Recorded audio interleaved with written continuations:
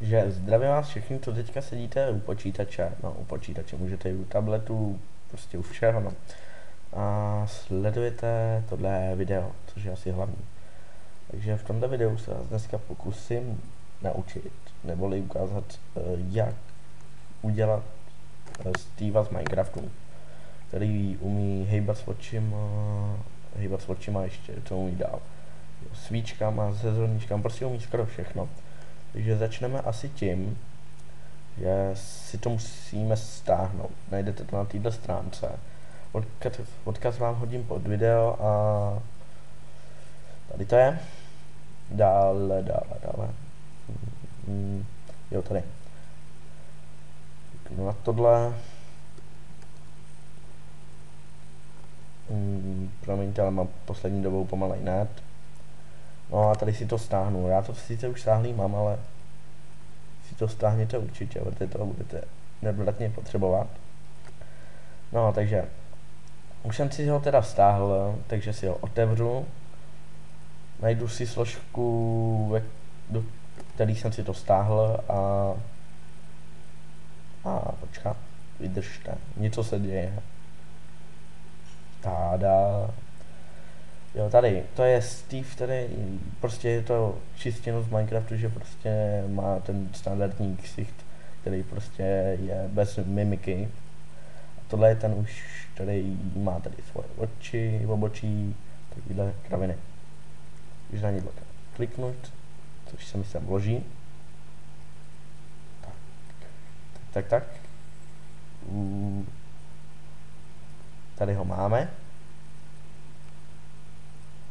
Tady ho máme a jak teda třeba s ním hejbat, takže tady máte takovou vizuální sektor, se to jmenuje, prostě takový toho paňáčka, tam na toho dvakrát kliknete, se vám ukáže tahle ta tabulka, takže třeba kliknu na ruku, teďka můžu hejbat s levou rukou.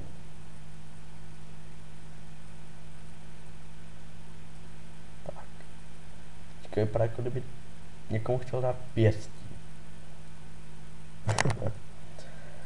No dále třeba, když kliknu na tohle, na All Bones, tak můžu hýbat celým tělem. A jinak, když se ho budu chtít přesunout, tak kliknu na tohle, na Full Body a můžu si s ním šoupat. Takže, jak třeba teďka pracovat s tím obličejem. Jo, ještě jednu věc, tady když si tohle odkliknu, tak mám brnění. Brnění se dá, textura brnění se dá měnit, když kliknu tady na ty tečky. No, tak teďka konečně k té mimice hýbání obličejem a víčkama takhle. Takže tady má zorničky. Tady tím manipuluju těma zorničkama. Koukněte, jsem šílenec, vím co s očima. Jo, tímhle si zvětšuju zorničky.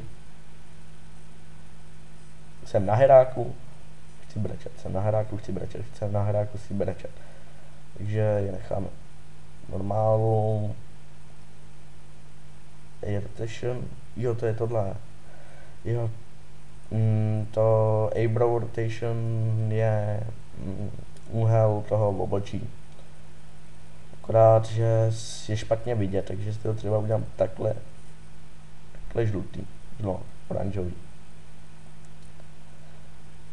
Tady s tímhle si můžu, no, naviguju každým obočím individuálně a no, nevím, co bych vám k tomu dál řekl, to je asi všechno.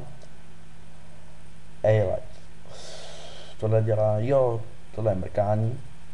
Spin. Takhle. Jsou vlastně víčka. No, smile je úsměv. No, taky zhulený. Tohle je snad velikost zubů. Jo. A vlastně tohle je snad nejlepší jedek, který jsem sehnal na internetu.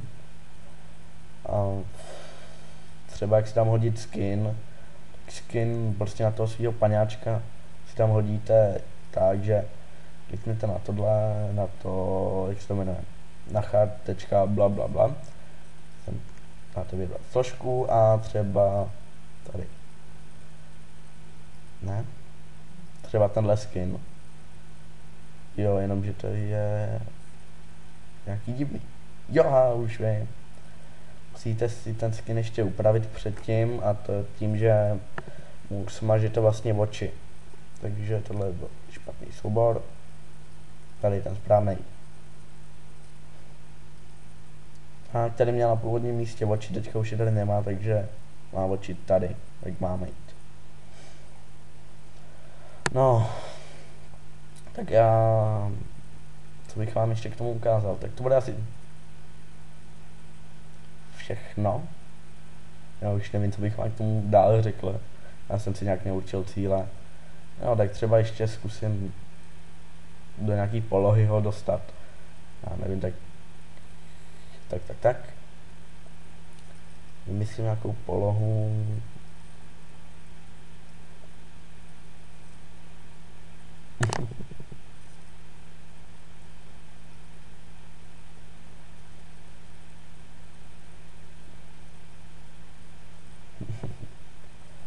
Opravdu si to můžete udělat podle sebe a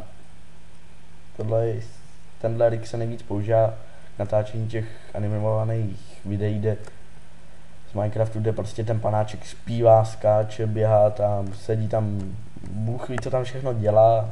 Tak. No tak tohle bude asi dneska všechno. V příštím díle si ukážeme, jak nahrát krajinu z Minecraftu. Prostě třeba si tam nahrajete svoji mapu, umístíte si tam toho svého paňáčka. No a tak tohle teda bude asi fakt dneska všechno. Já už to vypínám.